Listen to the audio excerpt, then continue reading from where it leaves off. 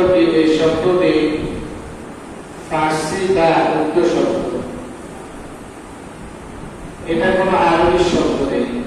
তো আরবিতে কুরবান কর্বন অর্থ হল নিকটবর্তী হওয়া, আর কুরবান অর্থ হল নৈকট্য লাভ করা, অর্থাৎ কারো কাছে কি করা, নৈকট্য লাভ করে না কুরবান অর্থ।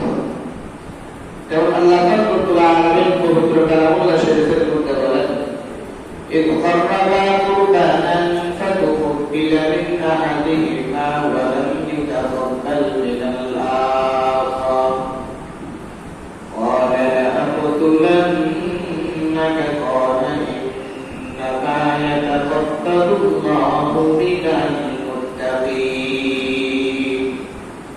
এই আয়াতের অর্থ শাহাদাতুল হলো হযরত আদম আলাইহিস সালাতু ওয়াস সালামের দুই ছেলে ছিলেন, একজন নাম হলো হাবিল আর একজন নাম হলো কাবিল।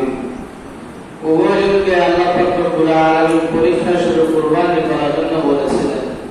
তো উভয়ের একজন কুরবানি আল্লাহ পাক রব্বুল আলামিন কবুল করেছেন, অর্থাৎ হাবিলের কুরবানি কবুল করেছেন, কাবিলের কুরবানি কবুল করেননি।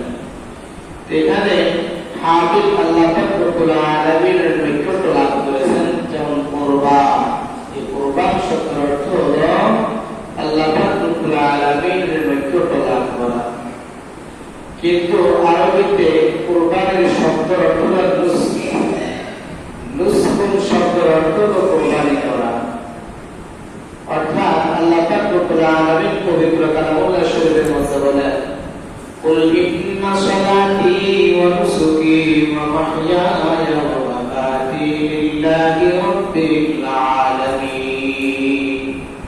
হে নবী, আপনি বলে দিন, আমার নামাজ, আমার কুরবানি লিল্লাহি রাব্বিল আলামিন ওয়া মাহইয়ায়া ওয়া মামাতি, আমার জীবন, আমার মৃত্যু সবকিছুই আল্লাহ তাআলার জন্য, সবকিছুই আল্লাহ তাআলার জন্য।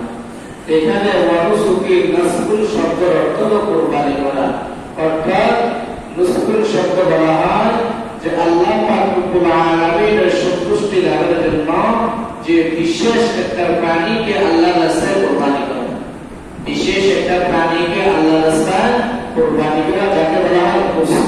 যাকে কি বলা হয়? নুসক।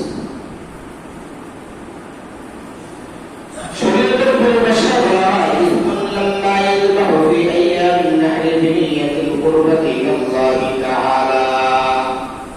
কুরবানের নির্দিষ্ট দিনে আল্লাহ তাআলার নৈকট্য লাভের জন্য গৃহপালিত জন্তু জবাই করা, তাকে কি বলা হয়? নুসক। তাকে কি বলা হয়?